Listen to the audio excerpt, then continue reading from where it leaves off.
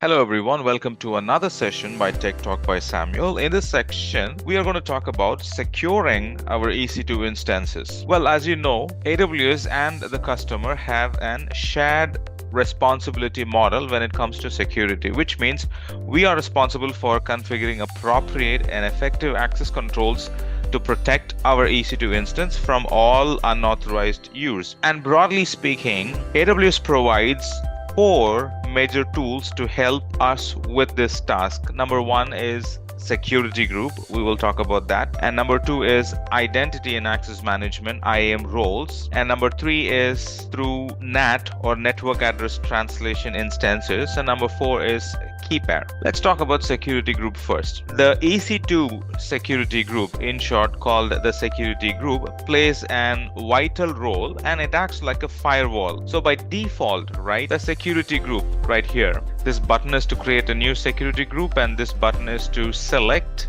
any previously created security group, and there are a bunch of them. All right, so I'm going to click back on create security group. So this by default will deny all incoming traffic and it'll permit all outgoing traffic by default. So anything that is any session that's launched from the EC2 to any other instance within AWS or even to any other IP address outside of AWS, right, that's open by default. And anything that's coming in, be it within the Amazon, within our account, or from external, they are blocked by default. And the way we create security group is by default everything is blocked. The way we set it is by allowing access to the instance through the security group, and we can enable them on a protocol basis. For example, SSH is one protocol, HTTPS is another protocol, and HTTP is another protocol.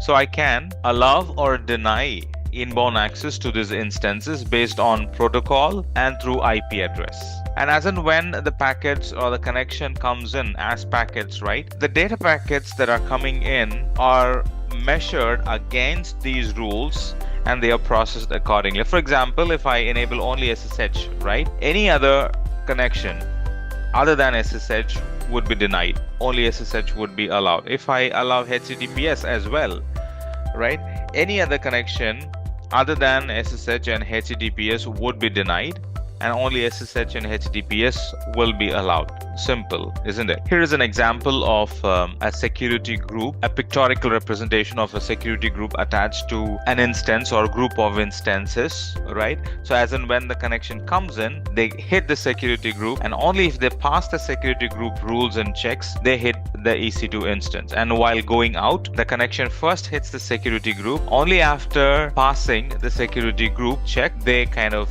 leave the VPC or gets dropped right there at the security group level. The next one I wanted to discuss is IAM roles. We can control access to other AWS resources, including EC2 instance, through the use of IAM roles. In this picture, we are seeing EC2 instance trying to access another Amazon resource called S3 bucket.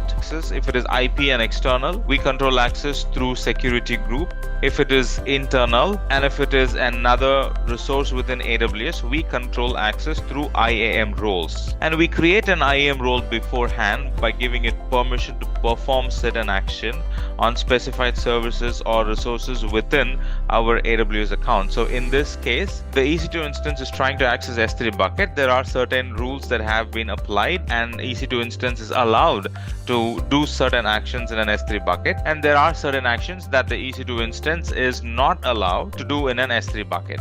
So that's all defined by IAM role. And another security provision that we have with EC2 instance is NAT devices, or another secure appliance or feature that's available to protect EC2 instances, NAT instances. Look at this picture. There are 2 EC2 instances there, and look at the subnets. One EC2 instance is sitting in a public subnet and another EC2 instance is sitting in a private subnet. So the idea of we placing an EC2 instance in a private subnet is it should be private. Nobody should have free access to it, right? So that's why we put that EC2 instance in a private space. So somebody trying to connect to this VPC, somebody trying to connect to that EC2 instance in the public subnet, right? They'll be able to successfully make that connection. But somebody trying to connect to the EC2 instance in the private subnet, right? They won't be able to make that connection. All right. So the connection to the internet is completely blocked. All right. But there'll be scenarios when we want the EC2 instance to kind of download patches, or we want the EC2 instance to make a connection to the internet and then download some package for it to do some patch update on and on, right? So in those cases, we want to allow the EC2 instance to securely connect to the internet without kind of exposing its IP address. So in that case, NAT instance comes handy. NAT stands for Network Address Translation, and it kind of completely hides the IP of the instance that is behind it, and it will allow the EC2 instance to connect to the internet, do the download, and update itself. And throughout the process, the IP of the EC2 instance is not exposed at all. Then there is security keys. If I go to EC2 instance, so when I go to EC2 instance, we have a key pair option provided, and this key pair is the one that allows us to securely connect with the EC2 instance. So here in the picture, we see a key is being used to connect to EC2 instance. And remember, it's a key pair. So the public key gets stored in the EC2 instance, and the private key, they get stored in the remote or local instance. And anytime the remote or local instance, it wants to connect to the EC2 instance, it connects or makes the connection and proposes that connection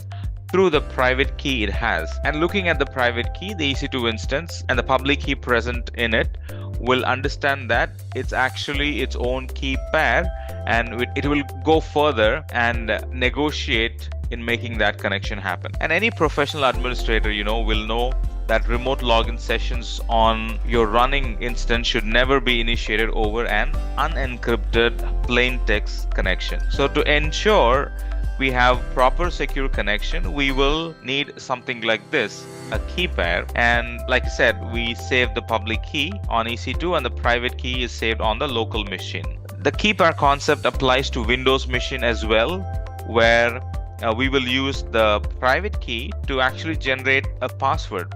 Maybe I'll talk about that later when we focus on Windows machines.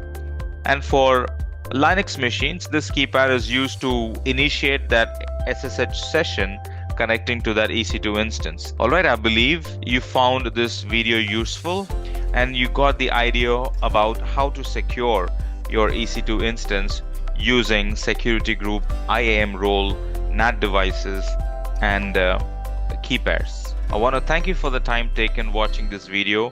I'll talk to you in another video like this. Till then, please take good care of yourself and bye for now.